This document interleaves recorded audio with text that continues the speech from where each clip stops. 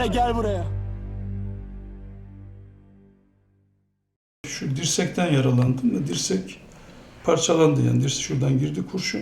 Şuradan çıkıp geniş işte gül nasıl açarsa o şekilde bir yara yaparak dirseği parçalayarak çıktı. Kolu çalışır tabii eskisi kadar güçlü olmayacağı kesin.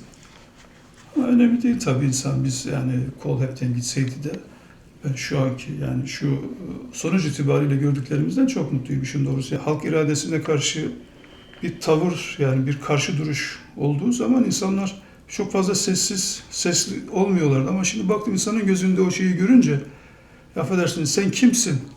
Benim irademe karşı geliyorsun veya işte ben seni seçmedim ki sen beni yönetmeye nasıl gelebilirsin? Şeyi vardı vatandaşın gözünde. Onu görünce dedim ki ya bu kim kaç kişi olurlarsa olsunlar, nasıl olursa olsun bu halkın buna müsaade etmesi mümkün değil. Yani ordu bu işin ne kadar içerisinde bunu görmeden, bilmeden bunu söyledi. Bu halkın kesin yok yani halk buna müsaade etmezdi. Dün böyle değildi. Ben 12 Eylül 80'i de yaşadım. Halk çok teslimdi o zaman.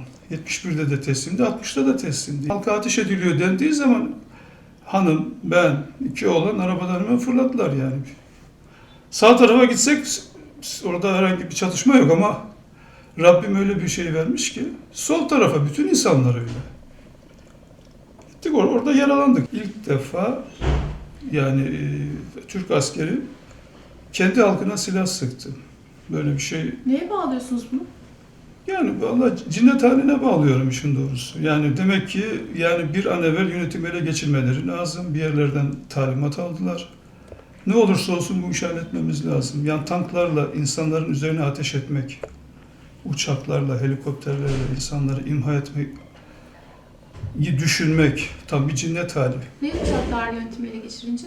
Vallahi ben çok kötü şeyler olacağını düşünüyorum. Şimdi bakıyoruz bazı senaryolar var işte 15'inde ele geçirecekler ülkeyi, 16'sında şunu yapacaklar, şunlar işte infaz edilecek.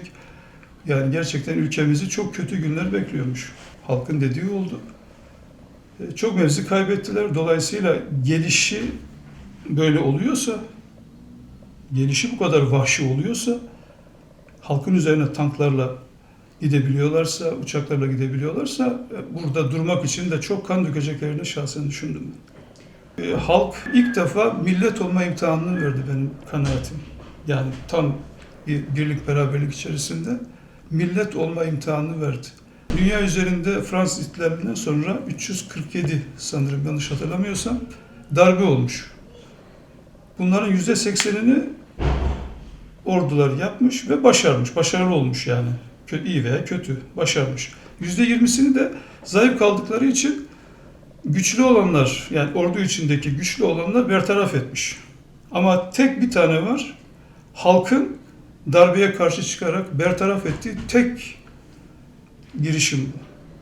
Tankla atış yapan bir zihniyetin halk üzerine işte sniperla veya G3 piyade tüfeğiyle atış yapması sorgulanmaz ki. Ama nasıl bir... Zalime o yakışır işte. Cinnet hali. Mutlaka bu işi halletmemiz lazım. Aldıkları talimat o. Yargı zaten uzun zamandır biliyoruz yani 2010'daki HSYK seçimlerinden sonra Yargı, Danıştay, Yargıtay da büyük bir ağırlıkla temsil edildiler.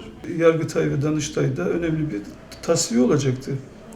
Zaten daha önce kanun çıkmıştı. İşte Cumhurbaşkanımızın 15 günlük onama süresi bekleniyordu. Bu arada bunu yaptılar. Yani bu tasfiyeye de engel olmak için. Bugüne kadar askerle millet arası çok yani 2000 yıllarına kadar çok iyi değildi. Milletin değerleriyle çok mücadele eden askerimiz vardı. Zaman içinde yapılanları makul gördü millet.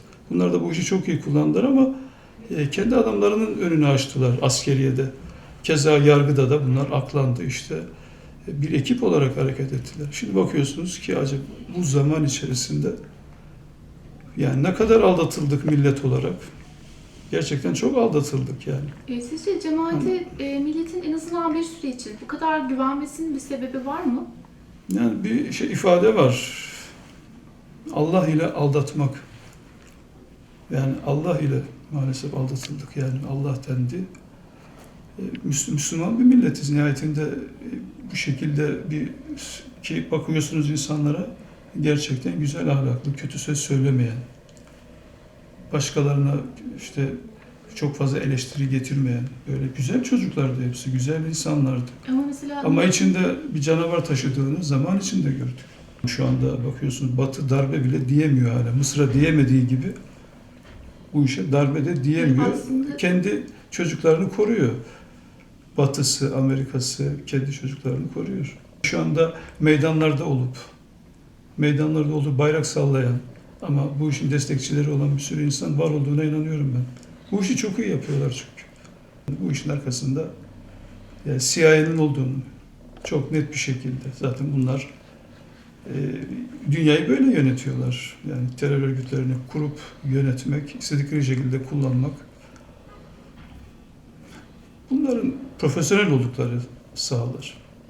Türkiye'nin de işi gerçekten çok zor bu coğrafyada ama Türkiye'siz hiçbir şey yapamayacaklarını da biliyorlar. Yani Türkiye'yi kim yanına alırsa bu coğrafyada o söz sahibi olur. Türkiye'de ben özgür hareket etmek istiyorum diyor. Ben Müslüman bir coğrafyada merkezindeyim diyor. Ben kardeşlerime zulmedemem, kardeşlerimi size yem etmem diyor. Mazlumlara yem etmem size diyor. Allah Cumhurbaşkanımıza, hükümetimize, insanımıza kolaylık versin. Ama biz dik durursak öyle zannediyorum ki onlar bizim istediğimiz istikamete %100 olmasa da büyük oranda gelecekler. Ama biz ayaklarımızı yere sağlam basmamız lazım. Kanımızla, canımızla ülkemizi her nefer, her yaşta insanımızla korumamız lazım. Koruduğumuzu gösterdik, koruyacağımızı gösterdik. İnşallah bundan sonra da koruruz.